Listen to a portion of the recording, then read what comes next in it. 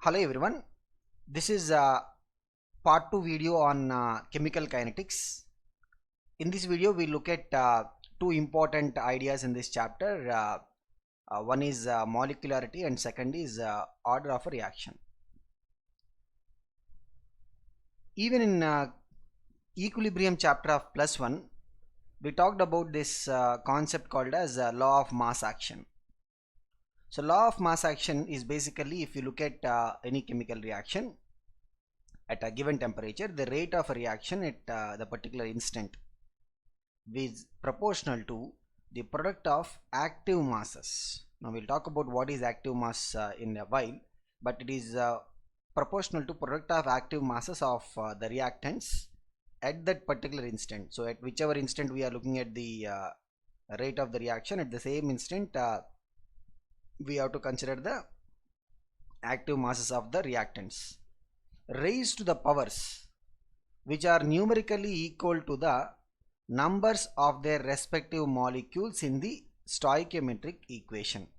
So if you look at say for example a reaction where two molecules of A is combining with three molecules of B to give rise to products. So let us say this is the stoichiometric equation. So in this equation the numerical factor for A will be 2 and for B will be 3. So the rate of the reaction will be active mass of A power 2 into active mass of B power 3. So that is what is the idea of law of mass action. And active mass represents the amount of the reactant substance. So for the reactions happening in solution, we look at the active mass as molar concentration of substance, and for the gas phase reactions we can measure the active mass in terms of the partial pressure of the gas. In fact, if you recall, the Kp Kc expressions have basically come from those. So if you look at the equilibrium constant in terms of concentration terms, we'll call it as Kc. If you look at the equilibrium constant in terms of partial pressure, we'll be calling it as Kp. So this is the idea of law of mass action. So law of mass action, we can understand the rate of a chemical reaction, how it is dependent upon the active mass of the reactants.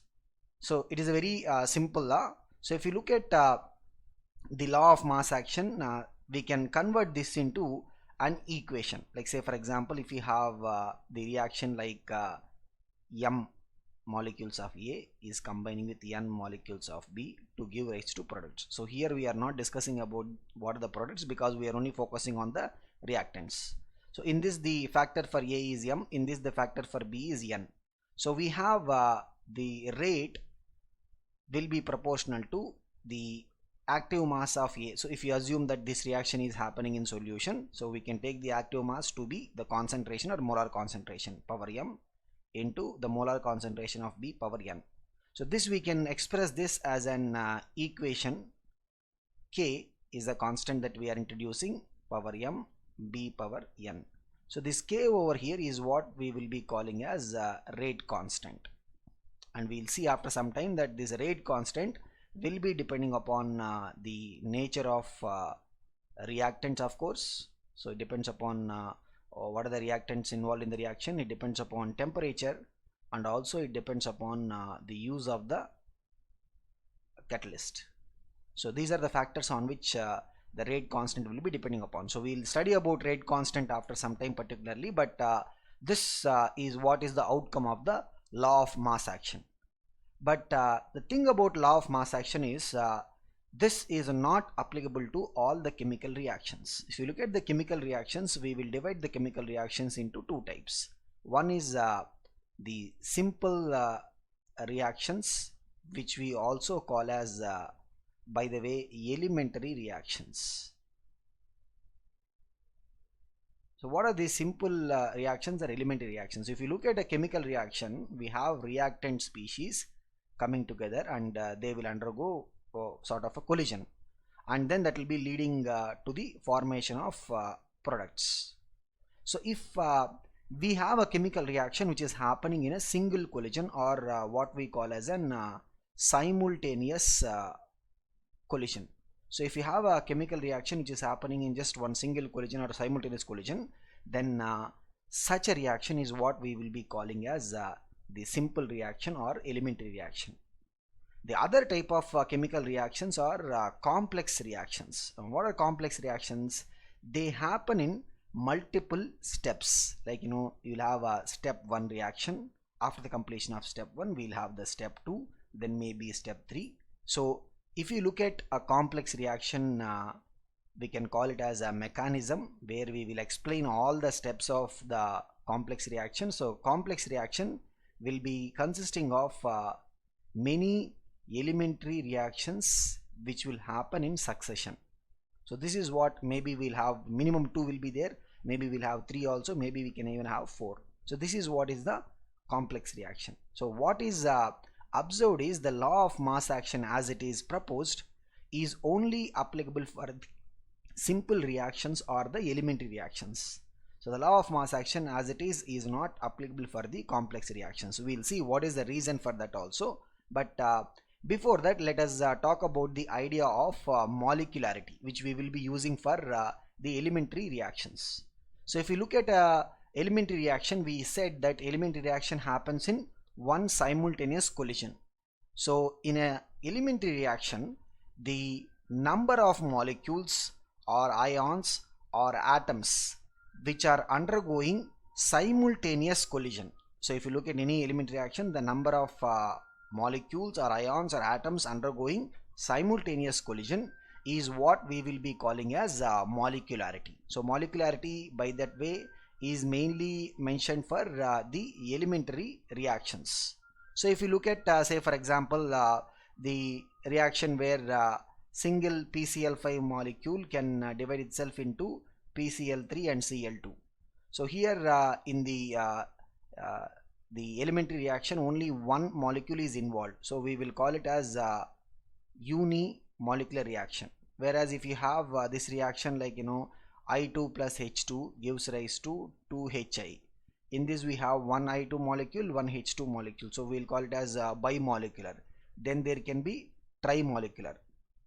Generally we will not have chemical reactions with molecularity more than 4. Why? Because it becomes sterically not possible for those many number of chemical species to come and have a simultaneous collision.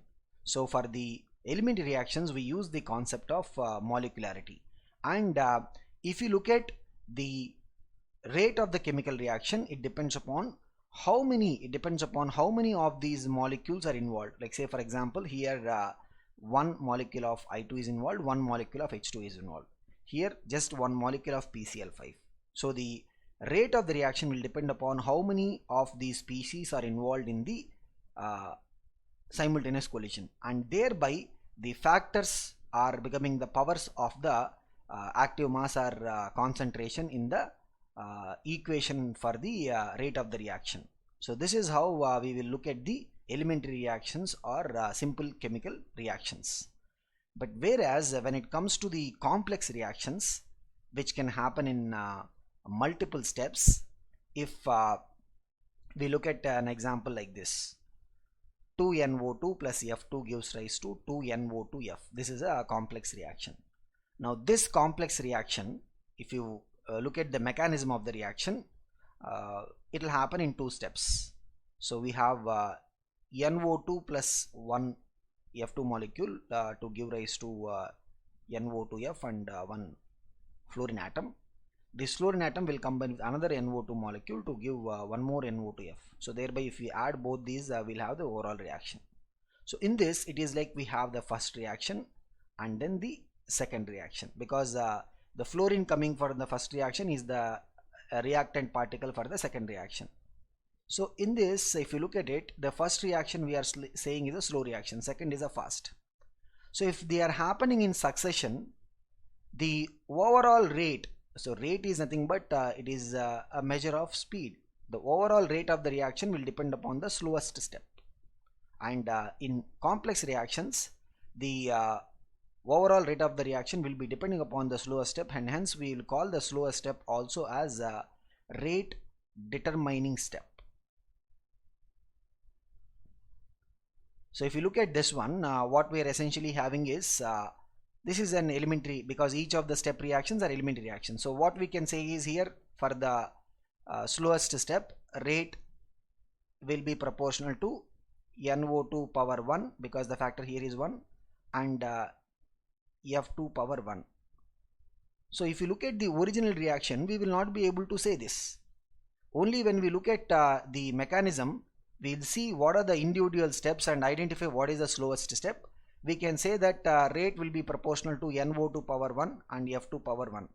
So this is why writing the expression for the rate of the reaction for complex chemical reactions will not be that easy. We have to look at what is the rate determining step, and the overall rate of the reaction will depend upon the slowest step or the rate determining step. Just like if we have, say for example, we have a factory, let's say there are multiple steps, step 1, step 2, step 3. We look at a bottling industry. So if you look at a bottling industry, let's say in the first step we are making 100 bottles. In the second step we are putting a lid on 50 bottles. Everything is per minute. So first step we are making 100 bottles. The bottle is actually made. Second step we are putting lid on the bottle, that is happening at 50 bottles per minute. Third step we are putting the envelope, and that is happening at, say for example, 30 bottles per minute. And if you look at what is the overall output, yes, we are making 100 bottles here, but when it comes to the second stage, only 50 bottles will be going out with the lid, and the final outcome will be only 30 bottles per minute with all the bottle, lid and the envelope. So the overall outcome will depend upon what is the slowest process. So we can also call this as that's why we'll call it as the bottleneck. So the slowest step will be determining what is the overall reaction order. Now in the previous example we saw that the rate of the reaction was still depending upon the original reactants like NO2 and F2. But if you look at some reactions, the rate of the reaction may not simply depend upon the original reactants. So what could be these examples? Let us say we have a reaction, A plus 2B gives rise to products. Now this can be, say for example, this is a complex reaction. If this is a complex reaction, then we look at the individual steps. So let's say that the first step is A plus B giving rise to C. So I'm putting a star here. We will call this as an intermediate. So this will not be coming in the final products. Now C will combine with another B to give the final products. So let us say this is fast and this is slow. Now as we discussed, the overall rate of the reaction will depend upon the slowest step, which means we will have to say that rate is proportional to concentration of intermediate power 1 and concentration of B power 1. So here the rate is depending upon the intermediate concentration. It is not depending upon the concentration of the original reactants as we see it. But if we want to understand how the C is related to the original reactant concentrations, we can go back and express the value of C at a given instant in terms of the values of A and B concentration. So we will get a mathematical expression for concentration of C in terms of A and B. And when we do it, this usually we will do by using the idea of the chemical kinetics or the idea of equilibrium. But if we do it, then what we are going to be having is the A and B in this particular expression for the concentration of C can come in any form. Means, they can come like A power 2 by 3, B power minus half. They can be coming in any form because we are going to be simply getting a mathematical expression. And as a result of it, what we will be observing is that if we try to understand the rate of the reaction in terms of the original reactants, which are A and B here, we may have the powers of A and B, the overall powers of A and B coming even in terms of fractions. It can be even negative, it can be even zero. So this was not happening in the case of the elementary reactions, but it can happen in the case of the complex reactions where the rate of the reaction is directly not dependent upon the original reactants, and this is also possible in case of some complex reactions. And hence when we look at the powers of the concentration terms in the expression for the rate of a reaction, we will see that it may not be always an integer, it can be fraction, it can be negative, it can be zero, and that makes it more interesting because this kind of analysis is only possible if we know the detailed mechanism of how the reaction is happening, and for each and every reaction we may not know exactly what is the mechanism as well. Sometimes what happens is first we will understand how the rate of the reaction is depending upon the concentrations of the reactants, and we'll go back and describe the mechanism. It is not the other way. So first we will look at the dependency of rate of the reaction on the concentration of substances. Then we will go back and identify what can be a possible mechanism to explain this. So how we are going to get this dependency? And we are going to get this dependency by using an experimentally determined relation, that is what we will call as the rate expression for a chemical reaction. So for any chemical reaction we can do experimental study on the kinetics of the reaction and see how the rate of the reaction is dependent upon the concentrations of the reactants. So such an expression we will call it as a rate expression. It's not a new thing, we have been talking about it before, but from now onwards we will call it as a rate expression. So rate expression is the expression that relates rate of the reaction to the concentrations of the reactants. And if say for example we have this chemical reaction happening, I mean we don't know whether it is an elementary reaction or complex reaction. So we have the chemical reaction where NO is combining with H2 to give N2 plus 2H2O. This is a simple balanced equation. Now we cannot comment on the rate of the reaction by just looking at this equation, because we don't know whether it is a simple reaction or elementary reaction or complex reaction. But we have the chemical kinetics data over here. So what is the data? We have 3 experimental studies. In the first data we have NO concentration 5 into 10 power minus 3 moles per decimeter cube. So decimeter cube is the common unit for the volume, which is also called as a liter, by the way. So we have NO concentration as 5 into 10 power minus 3, H2 concentration as 2.5 into 10 power minus 3, and the rate is 3 into 10 power minus 5 moles per decimeter cube per second. So this is the first data. We cannot derive anything by just looking at one data point. So look at the second data point. What is happening between the first data point and second data point is the concentration of H2 is remaining unchanged. Only the concentration of NO is doubled. Now when we double the concentration of NO, what is happening to the rate of the reaction? We'll see that from 3 into 10 power minus 5 it is becoming 1.2 into 10 power minus 4, which means it is becoming 4 times.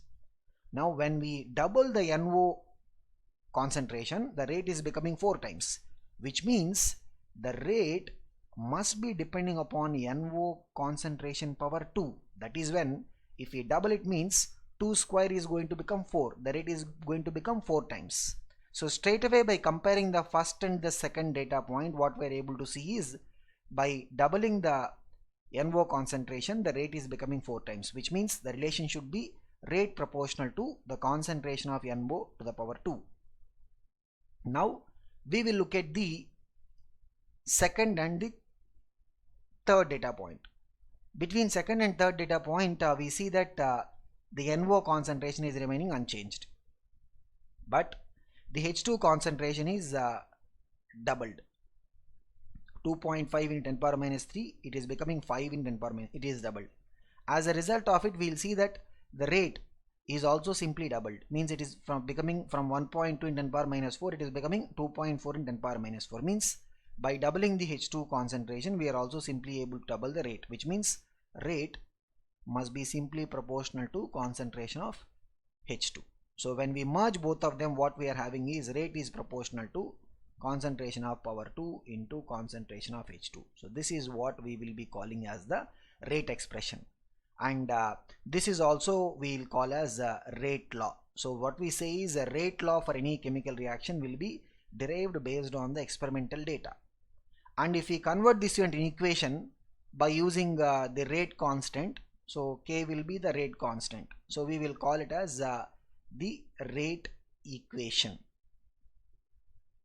So this we will call it as a rate expression or rate law, and this one where we use a constant and then make it an equation, we will call it as the rate equation. So this is how we are going to find the rate expression or rate equation of a chemical reaction from the experimental data. I mean, without even knowing whether the given reaction is a simple reaction or complex reaction, or the mechanism of the complex reaction.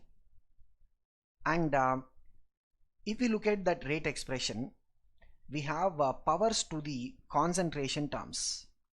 Some of the powers, we can also call it as indices, some of the powers of concentration terms appearing in the rate law, which is of course observed experimentally, is called as order of the reaction. Like say for example, if we have the reaction A plus B giving rise to products. From now onwards, we will not be focusing much on the stoichiometric factors, because we know that the rate expression has to be derived from the experimental data, or it has to be given to us. So if it is given to us that rate is proportional to A power m B power n, as we are saying, the m and n values can be anything. M can be an integer, it can be fraction, it can be negative, it can be even 0. So if we have this rate expression given to us, then we will say m is order of the reaction with respect to A, and n will be called as order of the reaction with respect to B. And if we add both of them, the sum of all the indices, we will call it as overall order of the reaction. So sum of the indices will be called as overall order of the reaction. So this is what we mean to say by order of the reaction. So order of the reaction can be positive, it can be negative, it can be fraction, it can be even 0. So accordingly, if the order of the reaction is 0, then we will call it as a 0 order reaction. If it is 1, we will call it as first order. If it is 2, we will call it as second order. If it is 3, we will call it as third order. So in this chapter, we will mainly focus on 0 order and first order, and to some extent on the second order reaction. But strictly in the purview of our syllabus, we have mostly analysis on 0 order and then first order. But sometimes we do get questions on the second order reactions also. So we'll study about that in a little while. Now we'll take a look at some illustrative problems on how we will actually get the order of the reaction or the rate expression, because if you have the rate expression, means we can talk about order of the reaction. For the reaction 2A plus B2 gives rise to 2AB. The experimental data on reaction kinetics is given below. What is the order of the reaction with respect to A and with respect to B2?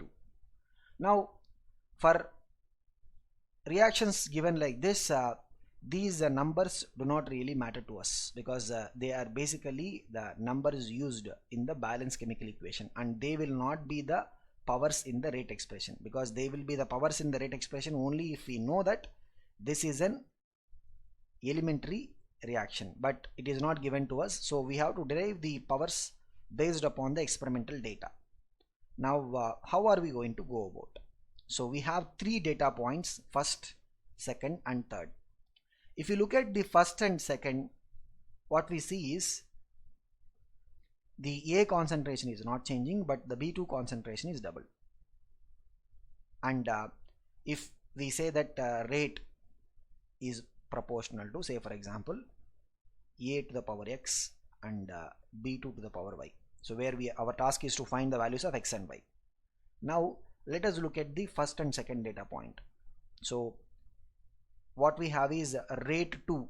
So rate 2 is 3.2 into 10 power minus 4 divided by rate 1, 1.6 in 10 power minus 4, should be equal to concentration of A in the second case 0.5 power x into concentration of B2 1 power y divided by concentration of A in the first case 0.5 power x into concentration of B2 in the first case 0.5 power y.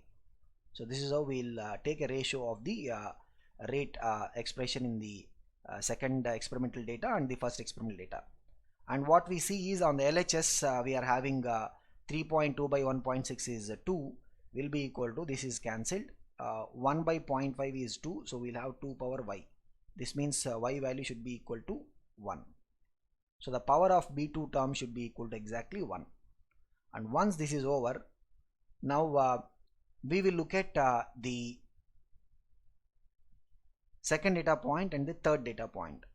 So second data point and third data point, let us observe this. If we have the third data point rate 3.2 in 10 power minus 4 divided by second data point rate 3.10 power minus 4 is equal to concentration of A, which is third case 1 power x divided by 0.5 power x.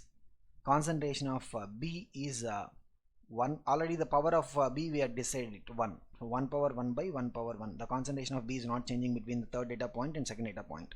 So this is anyway cancelled, and this is also 3.2 by 3.2 is 1. So what we have is 1 is equal to 1 by 0.5 is 2. So 1 is equal to 2 power x. Any number power x will be equal to 1 only when that number is basically equal to 0. So which means the power of A is 0, the x is 0. So order of the reaction with respect to A is basically 0, and with respect to B2, because the power in the case of B2 is 1, so order of the reaction with respect to B2 is basically 1. So if they are asking what is the overall order of the reaction, overall order of the reaction will be 0 plus 1, which is equal to 1. So we'll call this reaction as first order reaction. Now we look at one more illustration. 3 experiments are carried out on the reaction Cl2 plus 2NO gives rise to 2NOCl. This is the reaction given to us, and basically 3 experiments have been conducted on that. We need to find orders of the reaction with respect to Cl2 and with respect to NO, and rate law. So if you get the orders of the reaction, means that is what will be giving us the rate law. So rate law we can also call it as a rate expression. And we need to also find the rate constant value. This is something different. So we need to find the rate constant value. So we'll see how we can find the rate constant value also once we get the rate law. So look at it. If we have the experimental data, we have 3 data points, 1, 2, 3. The reactants are Cl2 and NO. So what we say at the beginning is the rate is proportional to Cl2 power x and NO power y. Our task is to find what are the values of x and y. Now what we'll do is we will compare the first data and the second data.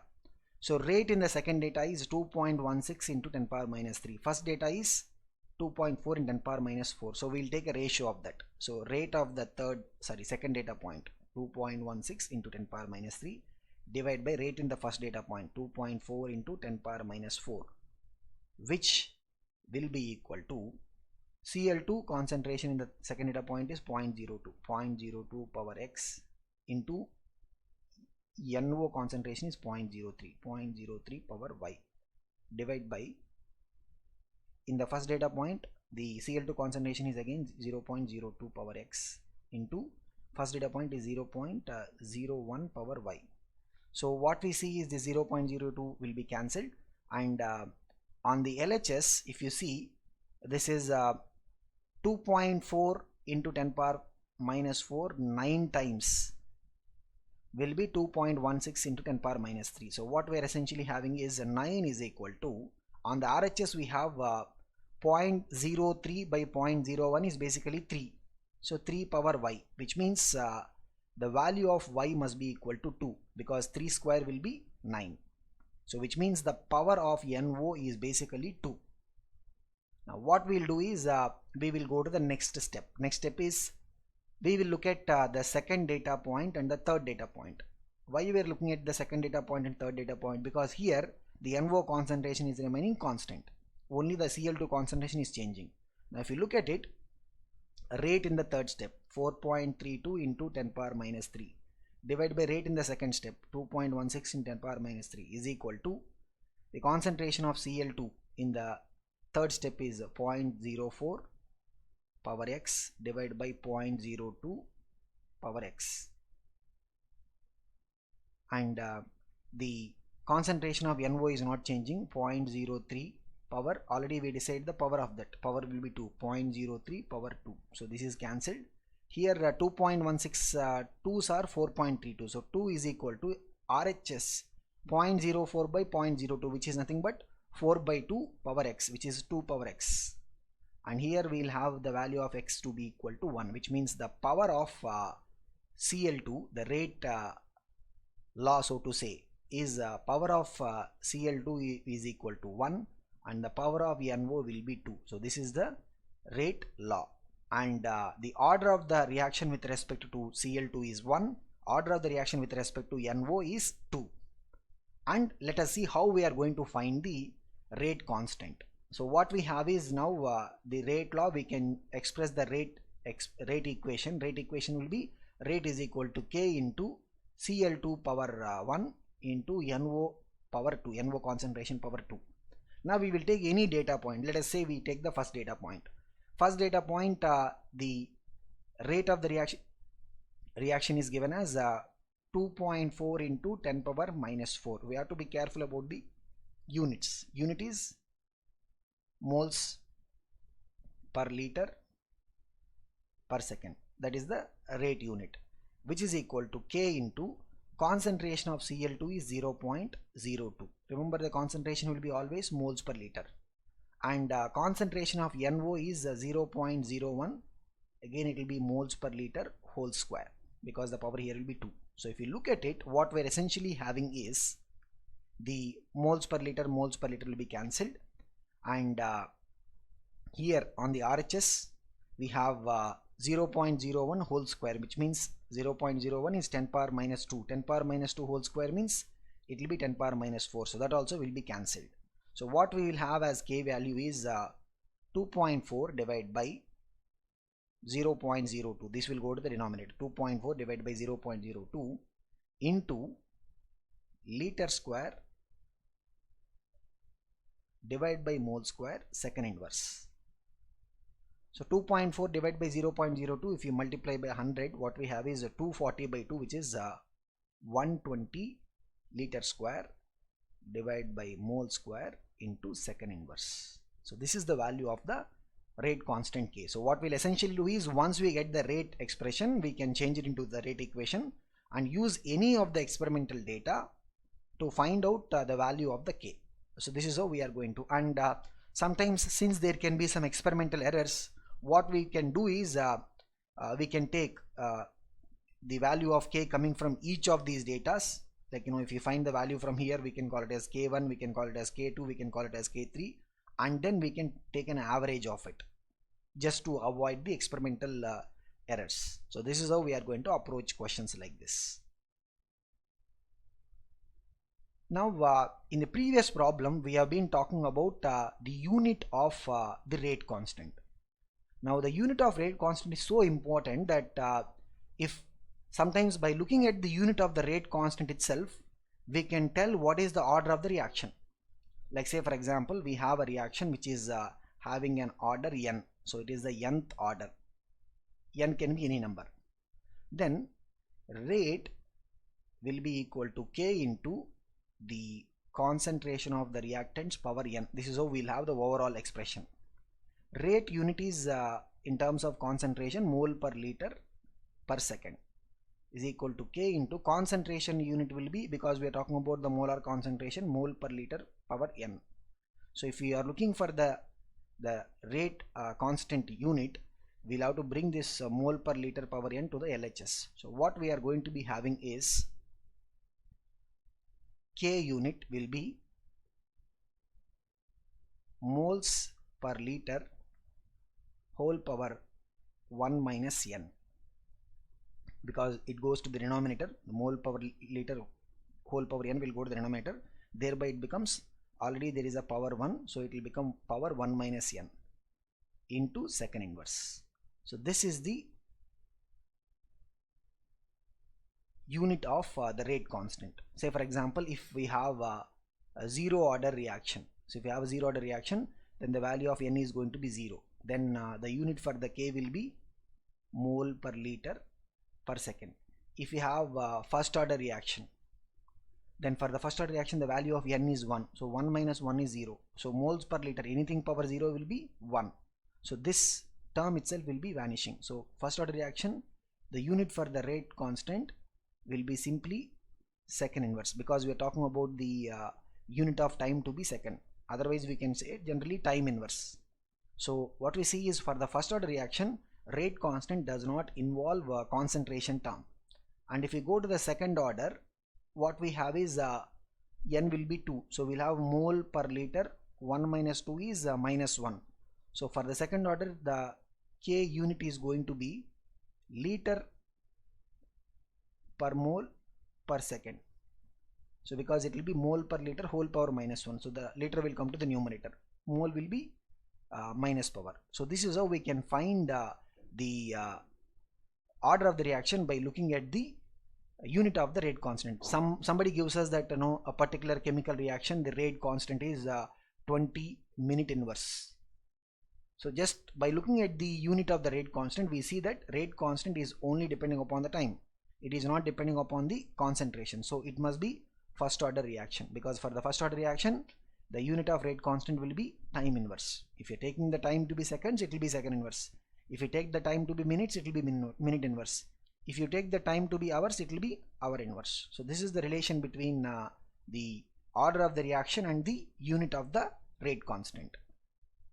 Now we talked about two ideas in this lecture. One is the concept of molecularity, which we have used for the elementary reactions, which is a theoretical idea which we will get from the mechanism, and the other one is the order of the reaction, which is mostly an experimentally determined quantity, and this is what will be coming in the rate law or the rate expression. So we look at what are the differences between these two properties. So first thing, if you look at order, it is as such an experimentally determined property, whereas the molecularity, it is a theoretical property. So order is determined experimentally and the molecularity is derived based upon the theoretical mechanism description. And order is related to the kinetics or the rate law, whereas the molecularity is concerned with the mechanism. So order is based upon the rate law or the rate expression, and that's where we are getting it from the experimental data, and the molecularity is more about the mechanism involved in the chemical reaction. And order can take any value. It can take a number, it can take integer, it can take fraction, it can be even negative, it can be even zero, whereas the molecularity will be always an integer, because if you look at the molecularity definition, we are saying it is the number of chemical species, it may be molecules, it may be atoms, it may be ions, that are undergoing simultaneous collision in the chemical reaction, basically, because elementary reaction will happen only will be happening in one single simultaneous collision. So here we are going to be having either one molecule involved, like the way we saw in the case of PCl5 dissociating to give PCl3 and then Cl2, or we'll have two molecules involved, like this way we saw H2 plus I2 gives rise to 2HA, or we are going to have 3 or maybe 4. We said the possibility of 4 happening will be very less because of the steric factors. So the molecularity will be always going to be an integer, so it cannot have a fractional value, it cannot have a negative value, it can't even be 0. So this is about the differences between order and molecularity. Now in the next video we are going to be looking at particularly the zero order reaction, first order reaction and second order reaction. How do we analyze these reactions in terms of what we call as integrated rate expressions?